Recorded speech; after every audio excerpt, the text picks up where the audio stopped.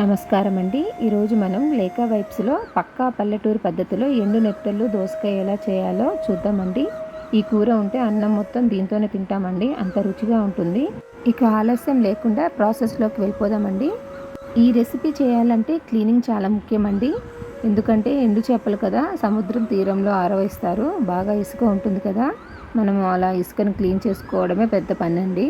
ముందుగా ఫస్ట్ వాటర్లో కడుక్కోవాలండి. ఇలా ఇసుక మొత్తం పోయేదాకా 2 టైమ్స్ అలా కడుక్కున్నాక మళ్ళీ ఒక ఒక టిప్ అండి, మనము కొంచెం పెరుగు నిమ్మరసం వేసుకుంటే మొత్తం పోతుందండి ఎండు చేపలకున్న ఇసుక మొత్తము. ఇలా వేసుకున్నాక ఎండు చేపలని దాంట్లో వేసి బాగా గిలకొట్టుకోవాలండి, దానికి ఉన్న ఇసుక మొత్తము రాలిపోతుంది. చూడండి, ఇలా వేసుకొని బాగా కలుపుకోవాలండి. ఇలా కలుపుకొని వాటర్తో మళ్ళీ వాష్ చేసుకోవాలండి.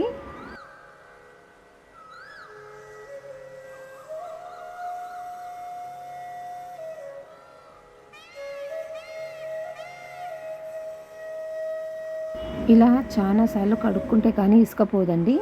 ఇలా కడుక్కున్నాక వేడి నీళ్ళండి, ఇలా కెటిల్లో వేడి నీళ్ళు కాకపెట్టుకొని ఆ వేడి నీటిల్లో కూడా ఈ నెత్తళ్ళని కాసేపు అలా నాననివ్వాలండి. ఎక్కువసేపు నానబెడితే మెత్తపడిపోతాయి. అలా కాసేపు ఉంచేసి కడుక్కొని వెంటనే తీసేయాలండి.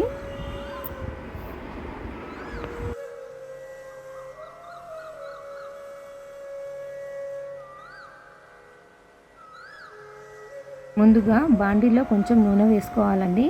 ఈ ఎండునెత్తులకి నూనె కూడా పడుతుంది. ఒక 3 టేబుల్ స్పూన్ దాకా నూనె వేసుకొని కట్ చేసుకున్న మిరపకాయలు, కరివేపాకు, ఆనియన్స్ వేసుకోవాలండి. మేము ఆవాలు, జీలకర్ర ఇవి వేయమండి. ఇవి వేయకుండా చేస్తేనే టేస్ట్ బాగుంటుంది. ఇలా టమాటాస్ ఇవన్నీ వేసాక కాసేపు మగ్గనిస్తామండి. ఈలోపు దోసకాయ ఒక్కొక్క ప్లేస్లో ఒక్కో రకం అంటారు, బుడంకాయ, దోసకాయ, సంథింగ్ మీ ప్లేస్లో ఏమంటారో కామెంట్ చేయండి. ఇలా ముక్కలుగా కట్ చేసుకోవాలి. అంతేకాదండి, ఇందులో దోస గింజలు కూడా తీయకూడదు. కొంతమంది దోస గింజలు తీసేస్తారండి. దోస గింజలతోనే చేస్తే రెసిపీ చాలా బాగుంటుంది. ఇలా అన్ని ముక్కలుగా కట్ చేసుకున్నాక ఈలోపు ఇది మగ్గిందండి.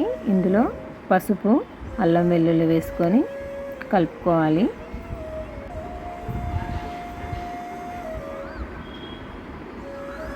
వన్ టేబుల్ స్పూన్ దాకా అల్లం వెల్లుల్లి వేసానండి. ఇలా దూరగా వేగాక ఇందులోకి మనం కట్ చేసి పెట్టుకున్న దోసకాయ ముక్కలు వేసుకొని కలుపుకోవాలి.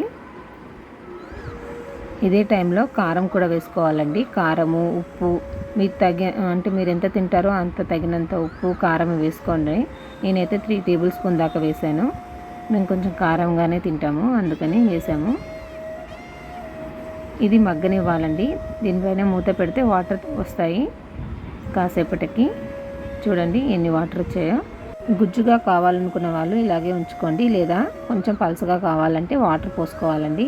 నేనైతే 1/2 గ్లాస్ వాటర్ పోసాను. తర్వాత ఎండు నెత్తళ్ళు మనం కడిగి పెట్టుకున్నాం కదండి, ఇది ఇందులో వేసేసుకోవాలండి. కొంతమంది వేయించుకుంటారు, మేమైతే వేయించకుండానే వేస్తాను. ఇలా టేస్ట్ బాగుంటుందండి. పాతకాల పద్ధతిలో ఇలాగే చేసేవాళ్ళు. మా నాన్నమ్మ, అమ్మమ్మ వాళ్ళు ఇలాగే చేసేవారు. అలాగే మా అమ్మ నేర్చుకుంది, మా అమ్మ నుండి నేను నేర్చుకున్నానండి. చూడండి ఎంత మంచిగా మగ్గిందో. ఇది వేడివేడి అన్నంలో, రొట్టెల్లోకి చాలా బాగుంటుందండి. చపాతీలోకి కూడా చాలా బాగుంటుంది. ఇలా మెత్తగా మగ్గాక ధనియాల పౌడర్ వేసుకోవాలండి. లాస్ట్లో కొత్తిమీర వేసుకొని సర్వ్ చేసుకోవాలండి. అంతే అండి, మన టేస్టీ కూర రెడీ అండి. చూసారు కదా ఎంత రుచిగా ఉంటుందో. ఒక్కసారి మీరు ట్రై చేయండి. ట్రై చేసి కామెంట్లో తెలియచేయండి. నా వీడియో నచ్చినట్టయితే లైక్ చేయండి అండ్ లేకా వైబ్ ఛానల్ని సబ్స్క్రైబ్ చేయడం మర్చిపోకండి. మీ ఫ్యామిలీ మెంబర్స్కి సెండ్ చేయండి. Thank you for watching.